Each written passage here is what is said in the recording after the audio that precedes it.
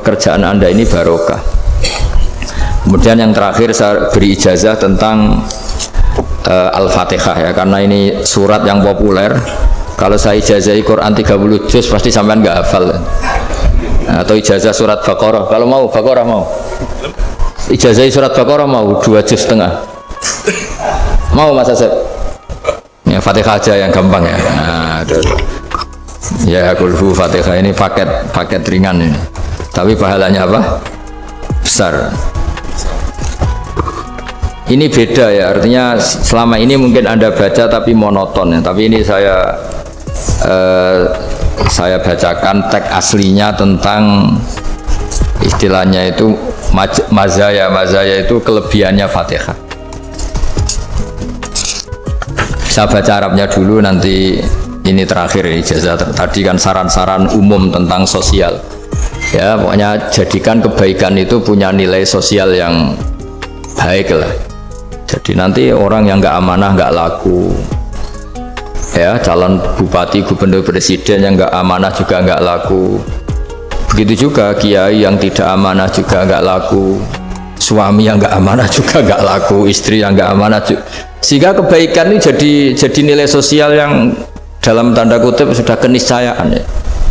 Yang diinginkan Allah itu seperti itu, bukan kebaikan yang dipaksakan karena kekuatan negara. Maksudnya kalau bisa kebaikan itu tidak usah dipaksakan, memang satu apa ya, sudah satu kebutuhan. Tak cerita-cerita di negara maju itu, bahkan apapun jatuh itu nggak ada yang ngambil apa itu. Makanya gambarannya Mekah Medina kan gitu kan, barang jatuh nggak ada yang berani apa ngambil, itu saking sudah jadi sistem. Nah, sehingga banyak negara di Eropa itu yang sampai nggak punya tentara, nggak punya polisi karena kebaikan sudah. Nah kita kan masih capek, polisinya aja capek apalagi masyarakatnya, karena ya apa ya, kebaikan itu belum jadi nilai apa bersama. Nah kita selain ditopang negara, ada polisi, ada tentara, itu kita usahakan kebaikan itu jadi nilai apa bersama ya. Tadi wa'tamiru bainakum bima'ruf, dan kita punya reputasi yang bagus dalam bab ini. Saya masih ingat kecil saya itu yang jilbaban hanya keluarga kiai, sekarang rata-rata masyarakat itu jilbaban. Dulu yang sekolah SMP, SMA itu jilbaban kadang dulu malah dilarang ya, harus sama seperti itu seragamnya. Sekarang sudah boleh dan nyaman. Lama-lama yang dapat simpatik ya yang pakai pakaian model tertutup seperti itu.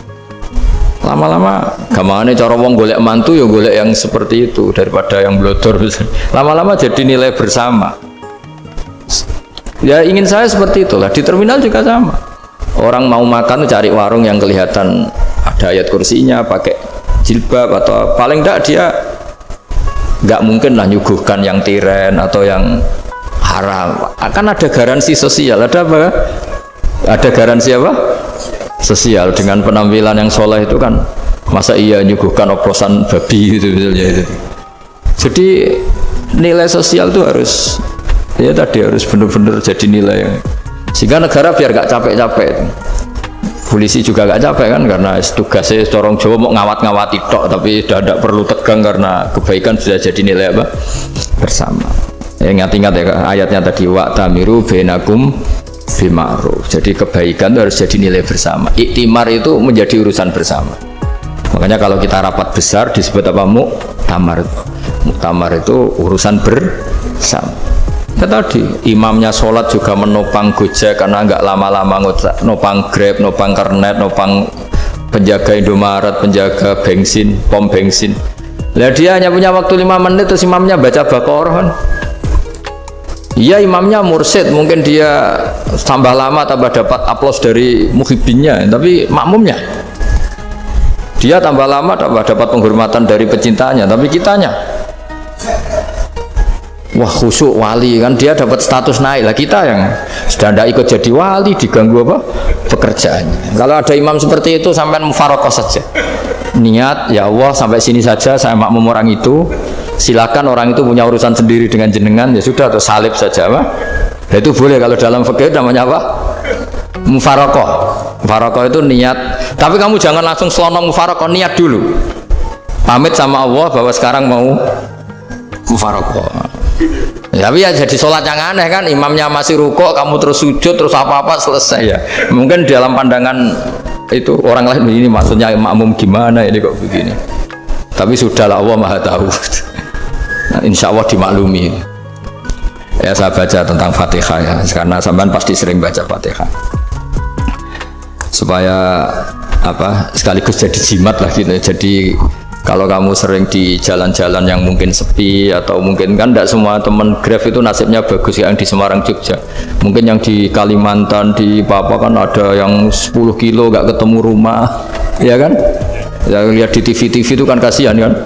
Sudah 10 kilo gak ketemu rumah, penumpangnya kewekar preman tuh kan. Ini makan orang enggak kan gitu. Kan ujiannya dua. Kalau penumpangnya cantik itu ya kecoba syahwat, kalau preman takut. Jadi orang itu selalu ujian itu. Sing sedengan itu kan jarang orang itu. Jadi kalau penumpangnya perempuan cantik ujiannya itu syahwat, kalau preman ujiannya ketakutan. Kalau orang yang lemah bawa uang ujiannya kamu ingin garong. Jadi hidup itu memang semuanya ujian. Liyabluwakum ayyukum ahsanu amala. Makanya saya sering ditanya oleh teman-teman, Gus, nah ujiannya kenal wong wedok elek piye? Sama, kenal wong ayu ujiane syahwat, kenal wong elek ujiane ngenyek, itu sama-sama dosa. Syahwat ya dosa, ngenyek juga dosa. Elek keriting untune metu ya dosa ngomong gitu. Kadang-kadang orang berpikir enak kancanan wong elek gak dosa. Kata siapa kancanan wong elek itu ya dosa karena bawaannya ngenyek. Ngenyek itu menyepelekan itu. Makanya saya itu ya nggak mau berteman sampean. Nanti kan bawaannya ngenyek atau seneng ya tidak tahu. Ya sudah ada takdir saja kalau ketemu ya tak ulang ngaji gitu. Tapi ini ngaji terakhir, setelah ini ngaji biasa aja, tidak usah resmi gini. Ngaji kok resmi aneh. Pokoknya nanti suatu saat kalau pandemi sudah berlalu saya akan ngaji Rebone. Ini ngaji. Ini ngaji yang kurang bagus karena ngatur kiai kurang berkah ini. Nanti tapi ya lumayan lah masih mau ngaji. Ngaji kok tanggal ini jam ini. Sekarang suatu saat kamu tak panggil, Mas Wahyu datang ke sini jam ini, tidak mesti bisa. Mungkin pas ada acara apa, oh, maaf ke sini pas ngecek, pas apa. Jadi ya sudah, tapi tak maafkan, nggak apa-apa. Takdir, ya. Tak bacakan supaya sampean tahu keramatnya Bismillah. Nah sebelum saya bacakan Bismillah Fatihah, tak beritahu tentang ilmu tafsirnya, karena ini penting sekali. Fatihah itu dawuhnya Allah, tentu itu dawuhnya Allah. Saya ulang lagi, itu kalam Allah. Tapi yang sudah diberikan kesampaian ke kita semua, sehingga seakan-akan itu menjadi dawuhnya kita ke Allah. Jangan salah loh ya, Fatihah itu dawuh Allah, tapi sudah diberikan ke kita, sehingga posisi kita itu yang punya itu. Nah kenapa ini perlu dijelaskan? Karena nanti ada kalimat iyyaka na'budu wa iyyaka nasta'in. Kalau itu masih kalam Allah, berarti Allah ngomong ke kamu, ngendikan ke kamu, kepadamu aku menyembah. Masa Allah menyembah kamu? Nah sehingga ilmu tafsir itu menyelesaikan itu dulu ya. Saya ulang lagi ya, sebelum sampean sering baca Fatihah, aku yakin ya sering baca, tapi barokahnya tidak paham itu tidak pernah janggal. Nggak paham itu ya penting supaya tidak iskal, tidak janggal. Sebetulnya di kalimat itu ada yang janggal. Kalau Fatihah itu kalimatnya Allah atau kalam Allah, bagaimana dengan kata-kata iyyaka na'budu? Masa Allah ngendikan ke kita, kepadamu kami menyembah? Masa Allah menyembah kita? Maka penyelesaiannya secara ilmu tafsir gimana? Semua ulama mengatakan, bukan satu dua, semuanya mengatakan di Fatihah itu semuanya diberi kawalan kalimat. Saya ulang lagi ya, di Fatihah itu semuanya diberi awalan kalimat qulu, katakan wahai hambaku begini. Ya, katakan wahai hambaku begini. Nah, begini ini pelajaran dari Allah yang sudah diberikan ke kita. Terus kita mengatakan bismillahirrahmanirrahim, alhamdulillahirabbil, termasuk kita mengatakan iyyaka na'budu wa iyyaka nasta'in. Jangan bayangkan Allah ngendikan ke kita. Kalau Allah ngendikan kita berarti gini, hei Wahyu, ihdinas siratal mustaqim, tunjukkan saya jalan yang benar. Nah nanti kamu terus, ya Allah, Anda aja minta tolong saya minta tolong siapa kan? Jadi panjang kan? Ya, saya ulang lagi ya. Jadi itu di Ulumul Quran diterangkan gimana? Sebelum baca Fatihah, ya. Fatihah itu kalamullah, ngendikannya Allah, tapi yang sudah diajarkan ke kita dan sudah milik kita, sehingga kalimat itu menjadi milik kita. Tapi ya kalamullah, tetap kalamullah, tapi sudah menjadi milik kita. Udah paham ya? Ya pinter naon. Ya, karena kalau tanpa penjelasan seperti ini Anda akan iskal. Bagaimana Allah, iskal itu janggal, bagaimana Allah mengatakan iya karena butuh. Kan jadi aneh kan?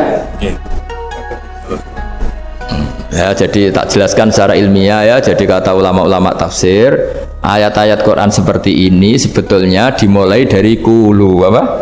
Meskipun nggak dilafatkan.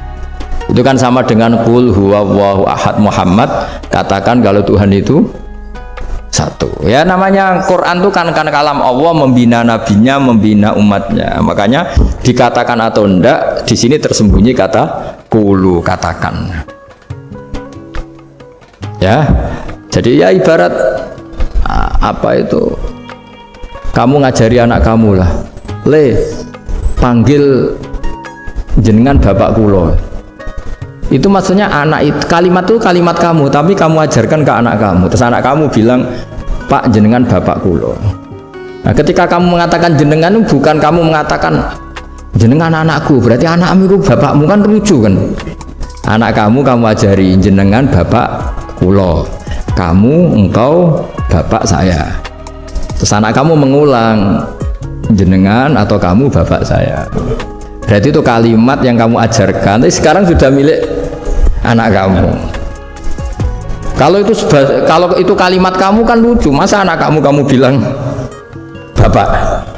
Nah itu seperti itu. Jadi ulama memberi solusi atau jawaban iya karena abudu.